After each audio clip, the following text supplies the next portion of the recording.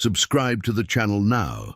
That way you won't miss any new stories that might make you look twice at the darkness around you.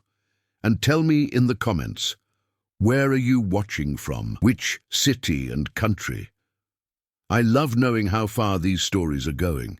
The morning mist still blanketed the fields of Santa Clara, California, when Evelyn Carter parked her car in front of the rusty gates of the Winchester mansion.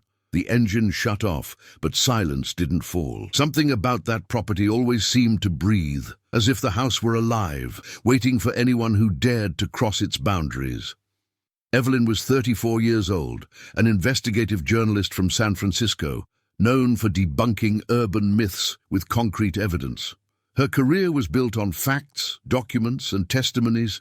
She didn't believe in ghosts or curses. She believed in historical negligence, misunderstood mental illnesses, and tourist exaggeration. And that was exactly what she intended to prove, that the legend of the Winchester mansion was just a well-sold hoax that had been passed down through the centuries. The gate creaked as she pushed it open. There was no one to greet her. The guide who was supposed to meet her wasn't answering his phone. Evelyn took a deep breath, adjusted her backpack, and followed the uneven stone path to the main gate. The house was bigger than in the photographs, much bigger. Asymmetrical towers, windows in strange positions, staircases that climbed and ended at the ceiling. An architectural labyrinth erected without a defined plan. Built by Sarah Winchester, heiress to the Winchester arms fortune, who, according to legend, went mad after the death of her husband and daughter, building the house eternally to escape the spirits of the people killed by her family's rifles. Evelyn ran her hand along the dark wood of the door. Cold. Damp. Like skin that hadn't seen the sun in a long time. When he pushed, the door opened by itself with unexpected ease. The air inside smelled of old wood, dust, and something metallic, like dried blood. She went inside. The floorboards creaked under every step. The main hall was illuminated by stained glass windows, which filtered the morning light in patches of blue and red on the floor. The silence was so profound that Evelyn could hear her own heart. She turned on the audio recorder attached to her jacket. Field report, Evelyn Carter. Date, October 12th. Objective, to document the internal structure of the Winchester mansion and interview local staff for historical research, she said in a professional tone. No answer, only the echo of his own voice. She started walking. A long corridor stretched to the left. To the right, a narrow staircase climbed in a sharp curve. She chose the corridor. She passed through closed doors, some with old signs. Blue room, sensory room, sewing room. In front of one of them, the recorder malfunctioned for a second, producing static. Evelyn tapped the device lightly. It worked again. He continued. At the end of the hallway he found a half-open door. Inside, a rocking chair moved slowly, going back and forth on its own. No wind, no open window. Evelyn watched for a few seconds.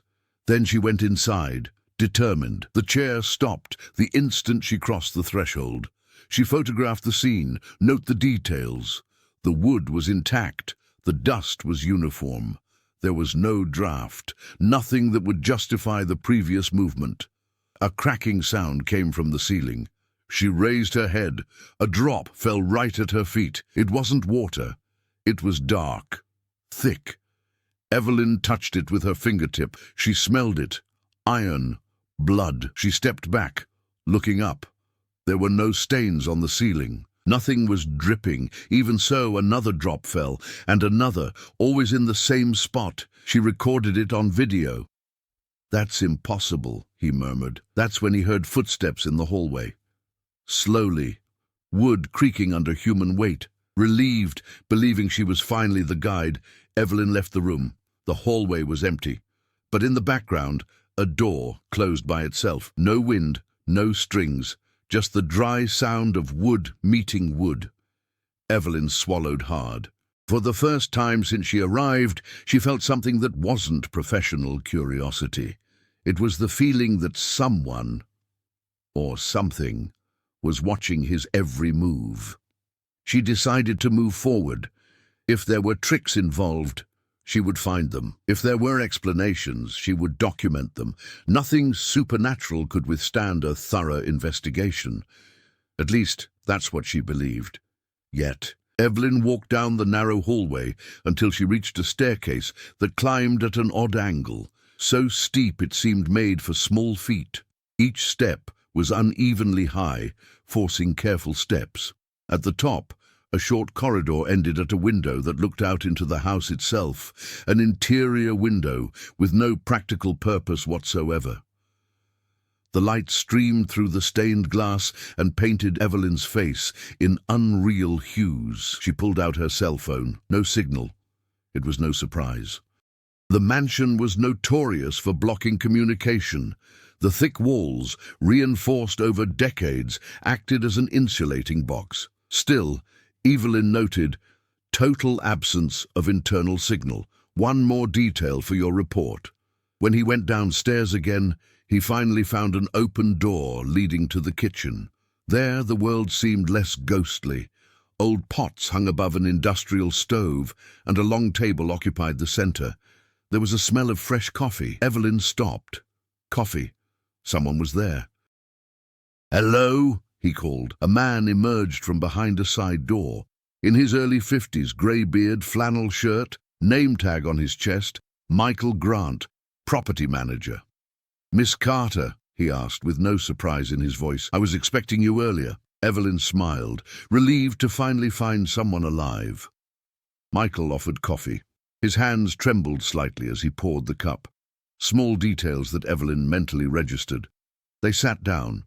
He explained that he had worked there for 20 years. He took care of maintenance, guided tours, and historical records.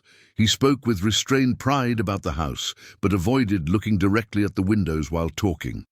Evelyn asked about the constant renovations, the dead-end hallways, the staircases that ended nowhere. Michael responded with historical facts. Sarah Winchester did indeed order daily construction. Architects received strange instructions. Rooms were closed off as soon as they were finished. Maps were constantly redrawn, all documented in public archives. "The part people don't tell you," Michael said, setting down his cup, "is that Sarah wasn't crazy. She was a precise businesswoman. Every wall had a structural reason. Every hallway had a function. But over time, the stories grew bigger than the truth." Evelyn liked that answer. It was rational, plausible. Then Michael added, in a lower voice, "Still, there are things here that have no explanation." He stood up and opened a drawer. He took out an old notebook with a worn leather cover. "We found this during an attic renovation, Sarah Winchester's personal diary." Evelyn carefully opened the pages. They had neat handwriting, dates, notes on materials, costs, blueprints. Nothing supernatural. Until she reached the last pages. There, the writing changed. Short sentences, repeated. "They go through the walls. They don't want rest. The house must continue." Evelyn photographed the pages. That could be a metaphor. Mental exhaustion, guilt. Nothing unusual for the time, she said, more to herself than to Michael. He nodded, but his eyes showed that he didn't completely believe it. Mrs. Winchester died in 1922. Since then, employees have reported footsteps at night, doors closing on their own, the smell of gunpowder in empty rooms, hammering sounds at 3 in the morning. He took a deep breath. "I never saw anything, but I heard it." Evelyn realized that Michael believed in it. Not out of fantasy, but from prolonged interaction with him. She decided to explore the house's physical archives. Michael led her to a side room where shelves held boxes organized by decade, records of employees, visitors, engineers, personal letters. While examining documents, Evelyn found a newspaper clipping from 1906 after the Great San Francisco earthquake. The article stated that part of the mansion had collapsed, trapping Sarah in a room for hours. After that, she never used that part of the house again. She had doors and hallways sealed, creating inaccessible areas. Evelyn noted the information.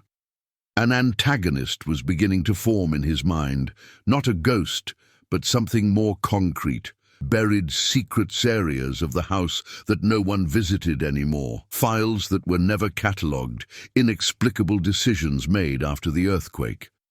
The mansion was not just a setting, it was a character. An organism that transformed itself, concealing parts of itself. Before leaving the room, Evelyn noticed something written in pencil on the last file box, almost invisible.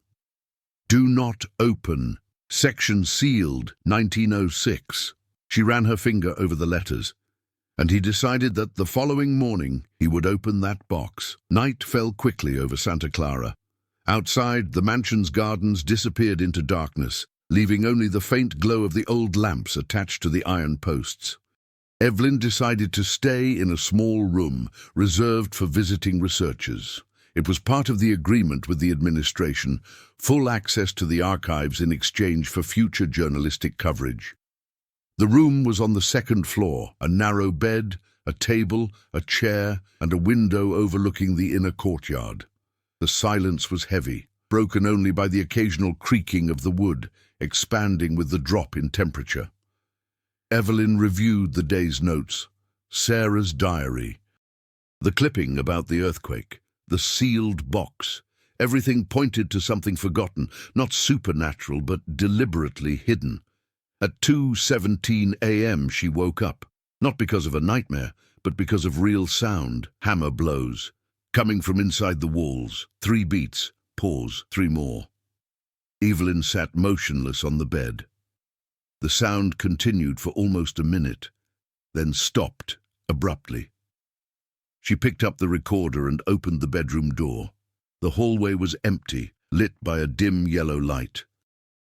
The sound didn't return, recorded in audio. Internal noises at 2:17 a.m., origin undetermined, possible thermal expansion, but unusual rhythmic pattern. Upon returning to the room, he found the chair moved. It was near the door, whereas before it had been next to the table. Evelyn stopped. She looked. She went back to the table and checked her photos from the day. None of them showed the chair near the door. She took a deep breath, but didn't panic. She just wrote it down, physical evidence. Something was moving there, and if it wasn't ghosts, then someone else was roaming the house at night. The next morning, Michael showed up early as if he knew she would be restless. "Did you sleep well?" he asked. Evelyn did not respond immediately. "I heard hammering at 2:17 a.m., and someone entered my room." Michael didn't seem surprised. "No employees work after 10 o'clock at night," he simply stated. Evelyn stared at him. "So someone is living here in hiding." Michael hesitated. Then he opened a cupboard in the kitchen and took out an old houseplant. He spread it out on the table.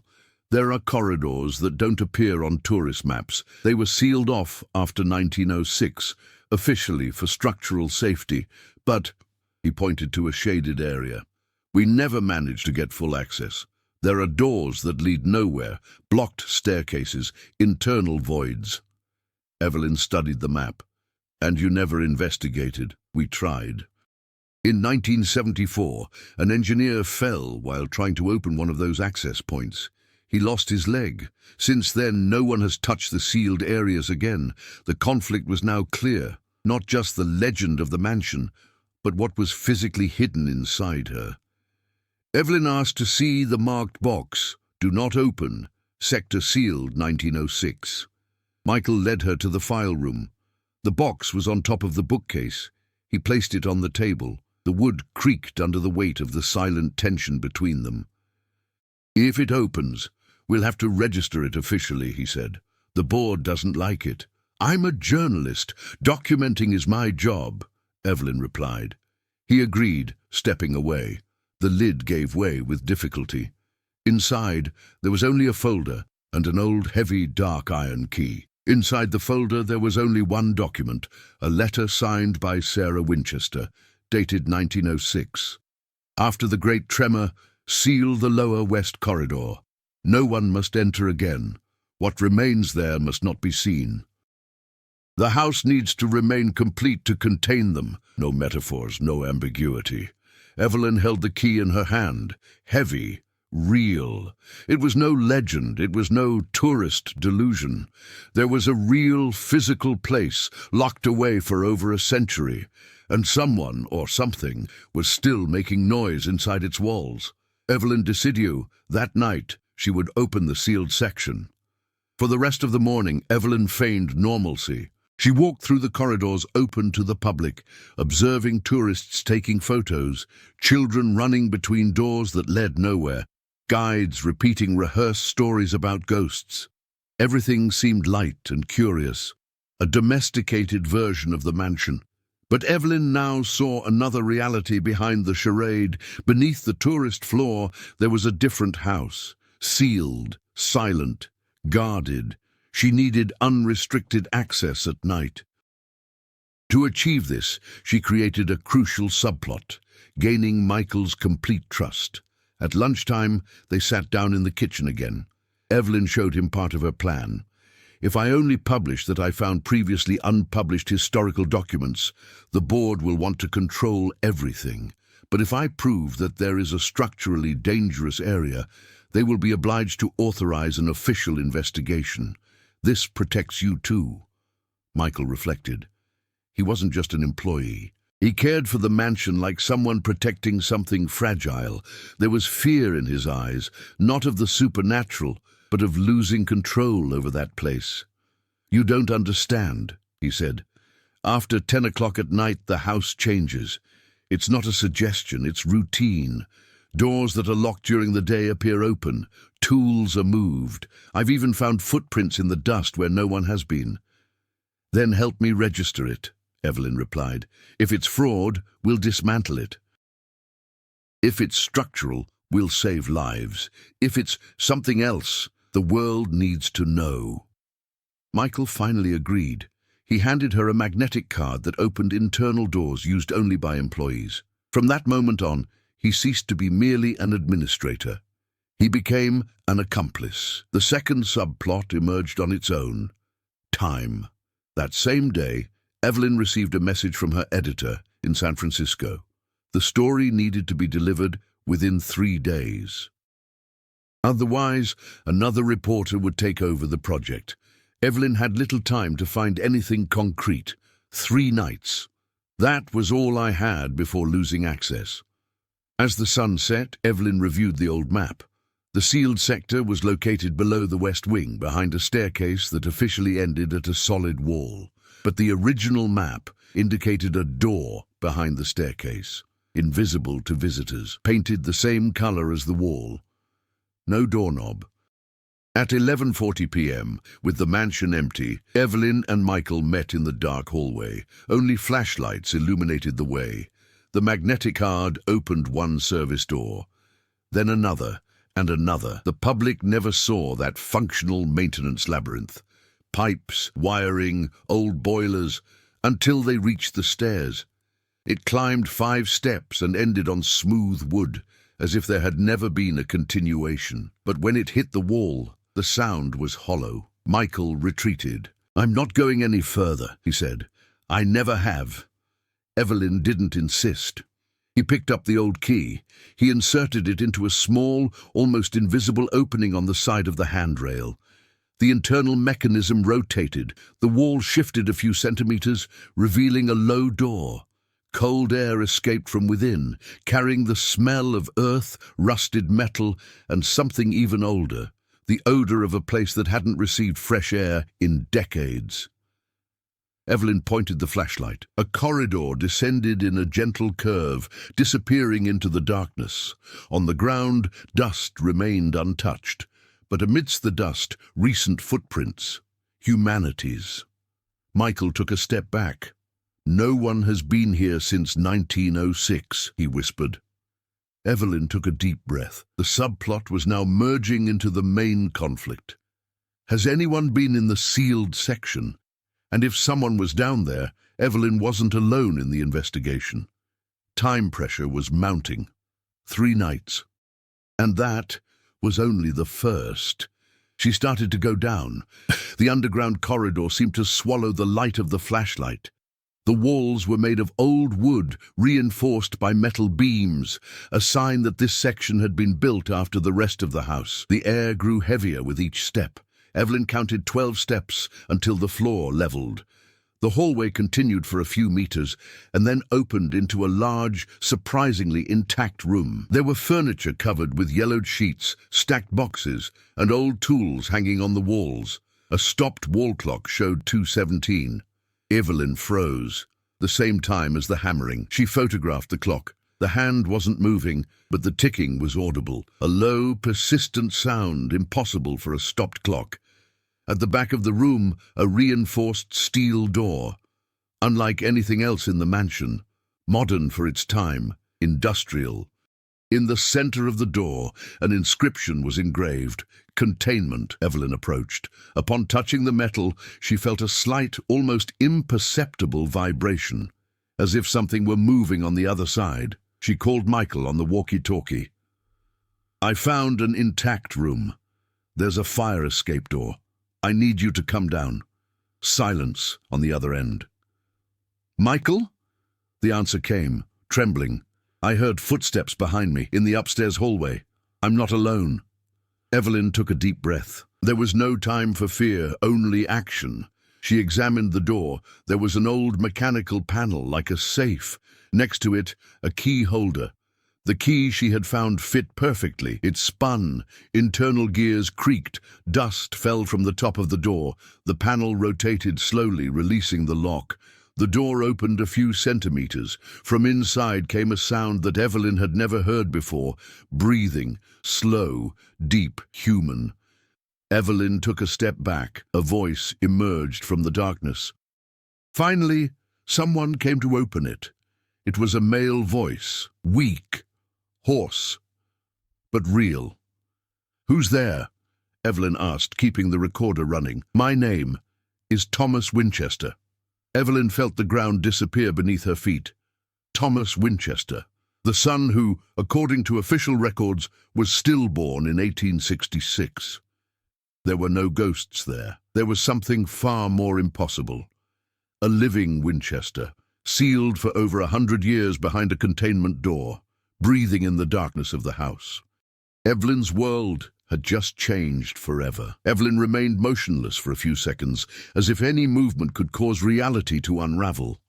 The lantern trembled slightly in her hand, projecting the shadow of the containment door onto the walls of the underground hall. "Thomas Winchester," he repeated, in a firm voice, trying to maintain a professional tone. "That's impossible. The records say you were stillborn." On the other side of the door there was a heavy silence. Then the voice answered. "They told the world this. It was necessary." Evelyn took another step closer. The smell emanating from the opening was neither of decay nor of abandonment. It was simply old, human, lived-in air. "How long have you been there?" "Time no longer matters," the voice replied, "but the house remained. It always remained." Above them, the walkie-talkie crackled. "Evelyn," Michael's voice came in a hurried whisper. "Something locked me in the hallway. The doors won't open. I hear footsteps behind me." Evelyn pressed the button. "Go to the service kitchen. Use the outside exit. I can't move. Someone's here." The radio turned itself off. Evelyn turned toward the door. The situation had changed. There was real, immediate danger, not just historical mystery. "I need to get out," she said to the voice.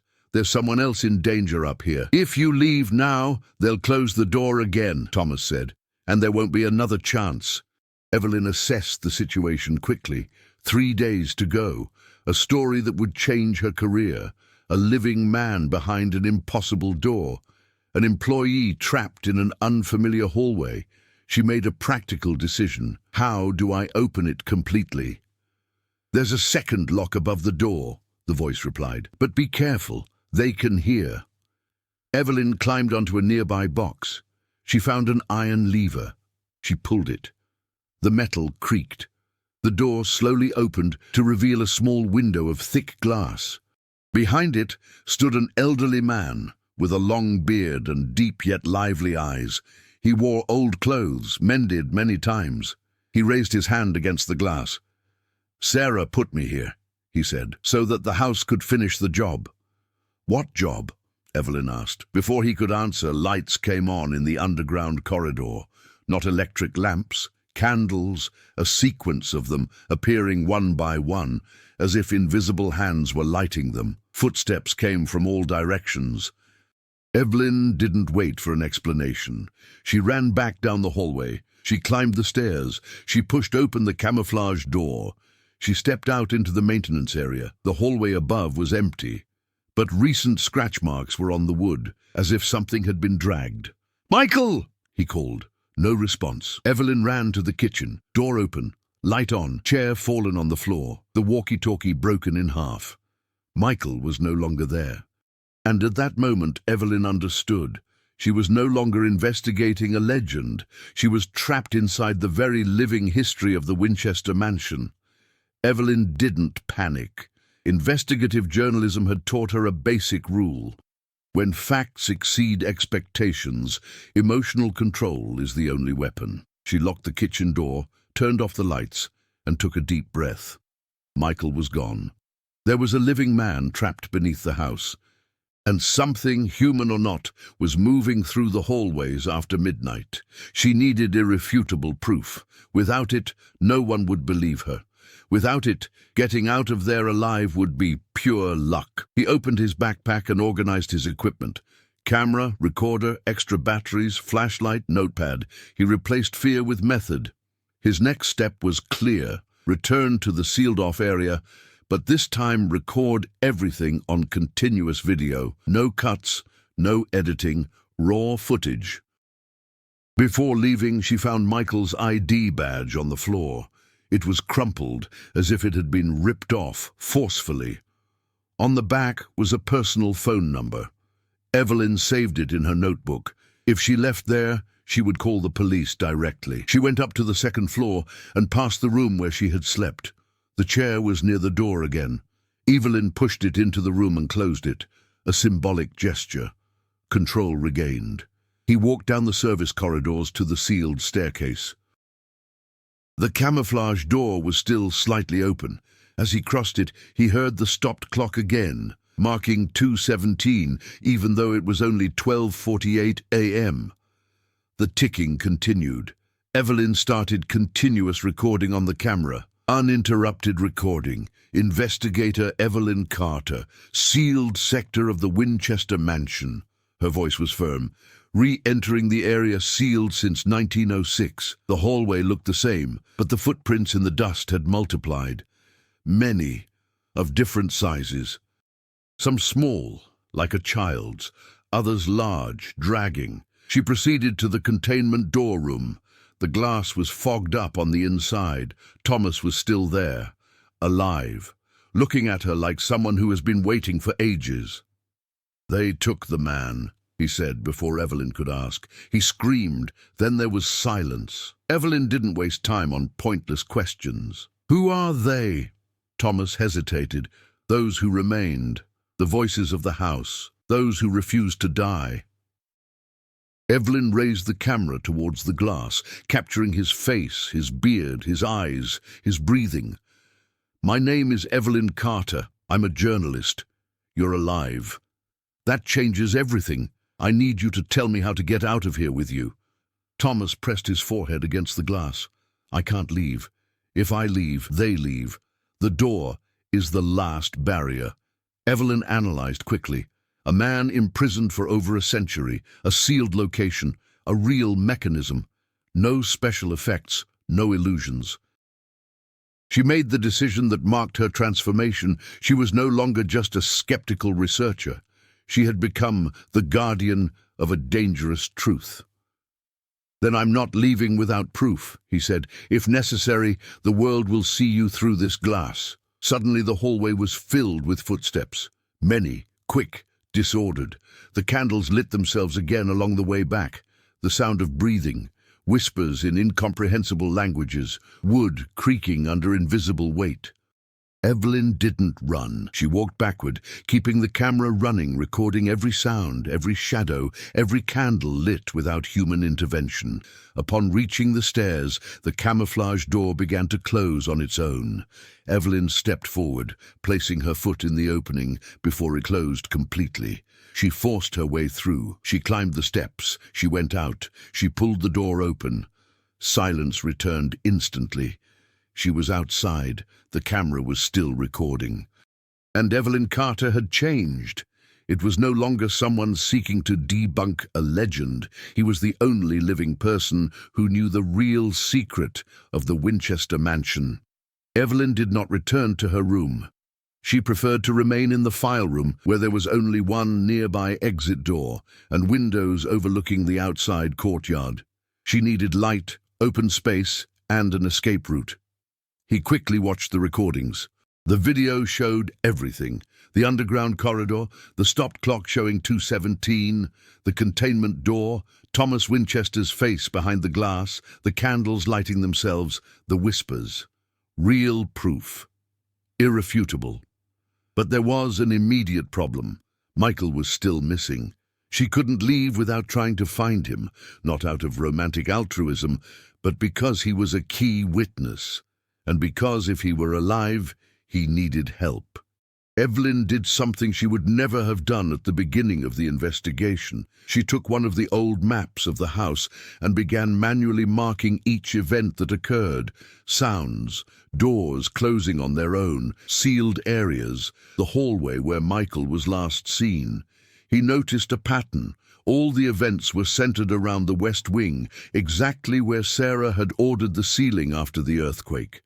She understood that the house wasn't random. It was built like a prison, a labyrinth designed to contain something or someone.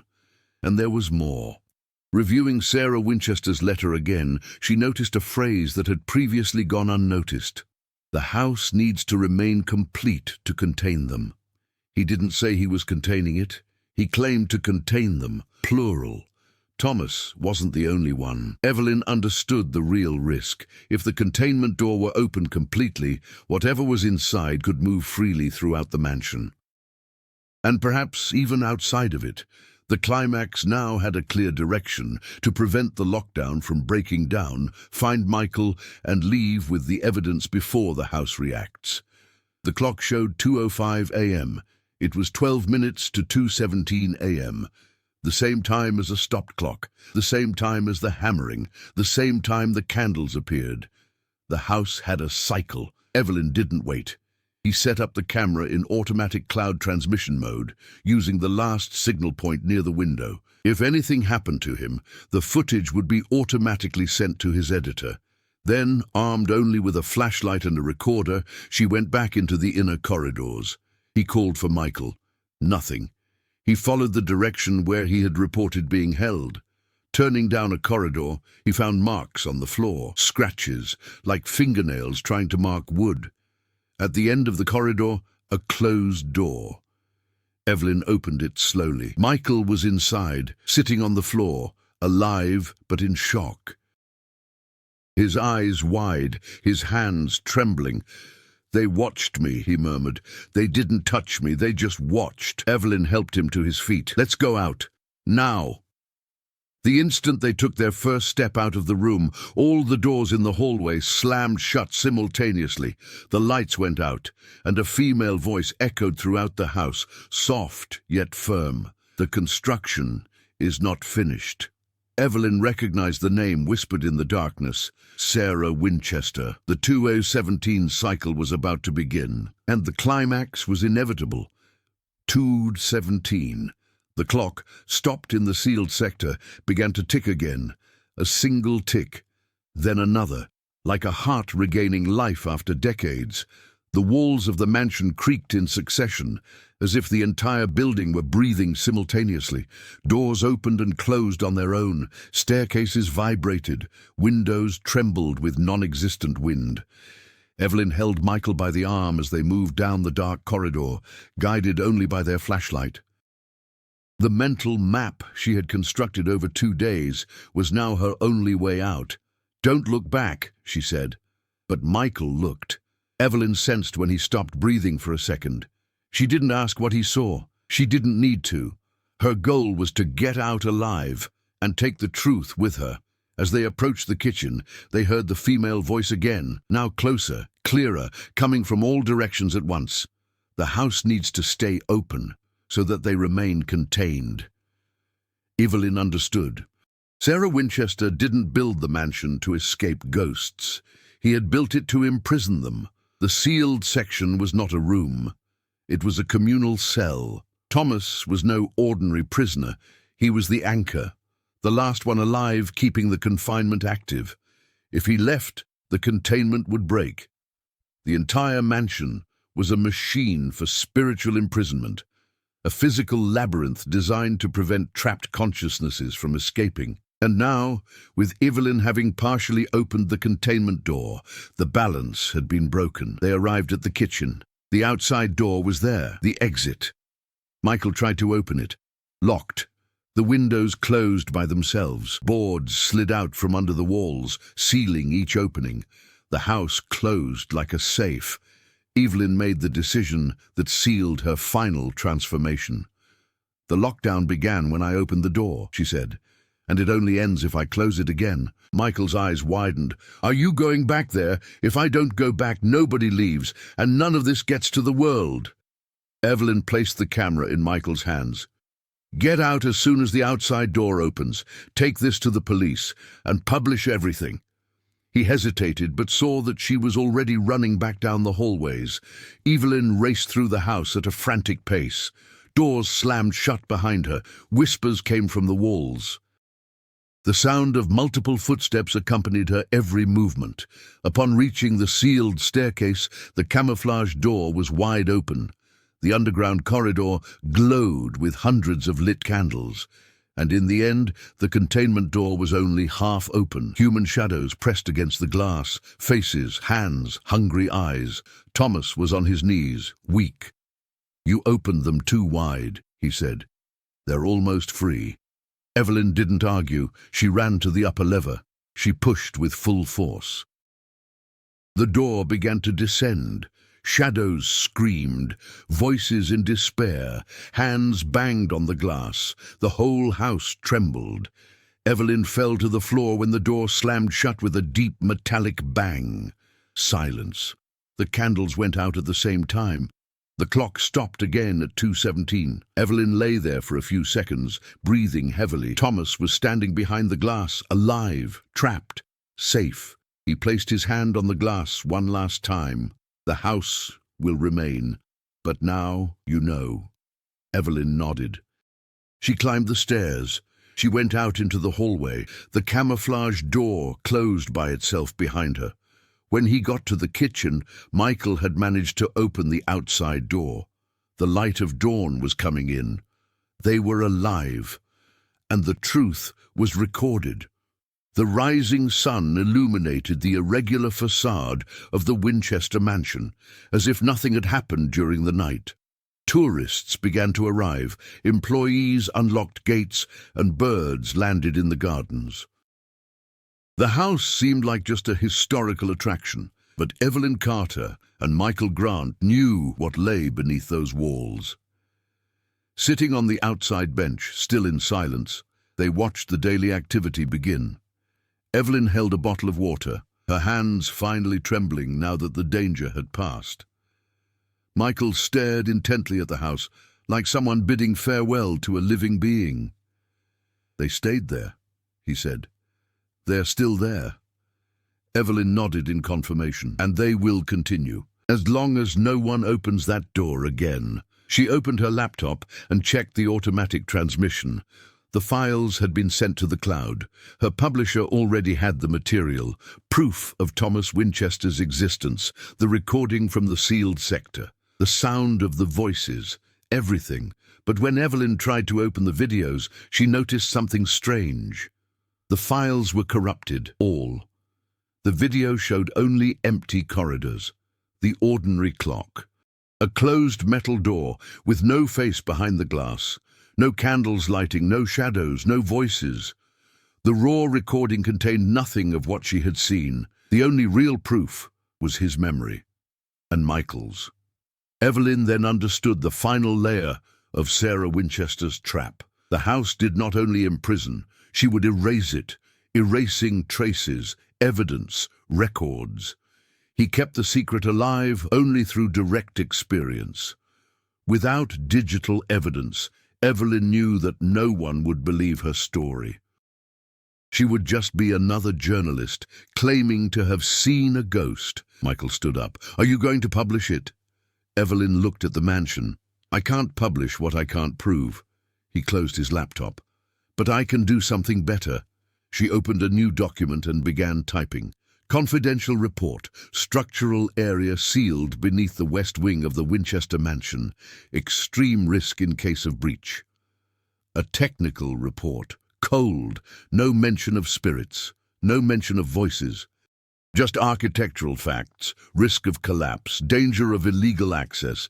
Sufficient documentation to compel the local government to prohibit any future excavation or renovation in the area.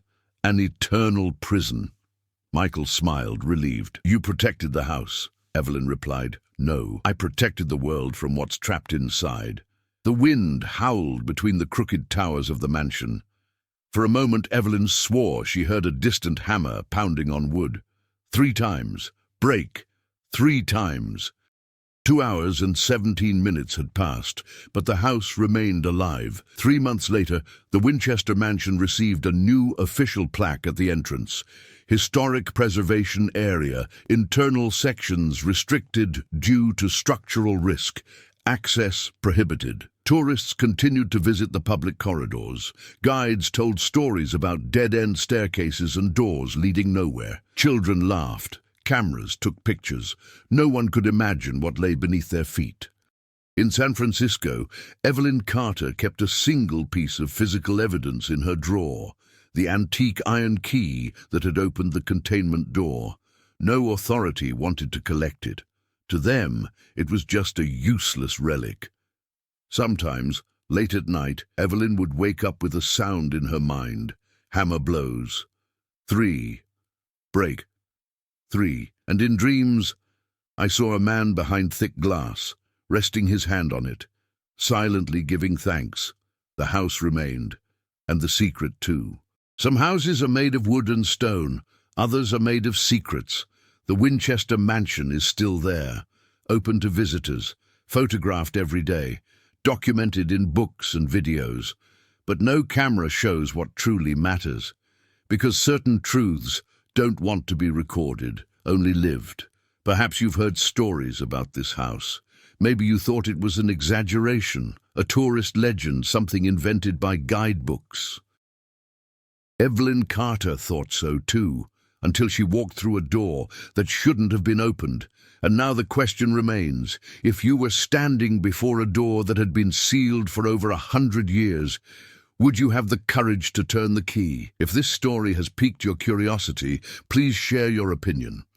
Do you believe that some places hold secrets that should never be revealed, or do you think that all truth needs to come to light, no matter the cost? Leave a comment, tell us where you're watching from, and say, would you enter the Winchester mansion after midnight? The house is still waiting, and some doors can still be opened.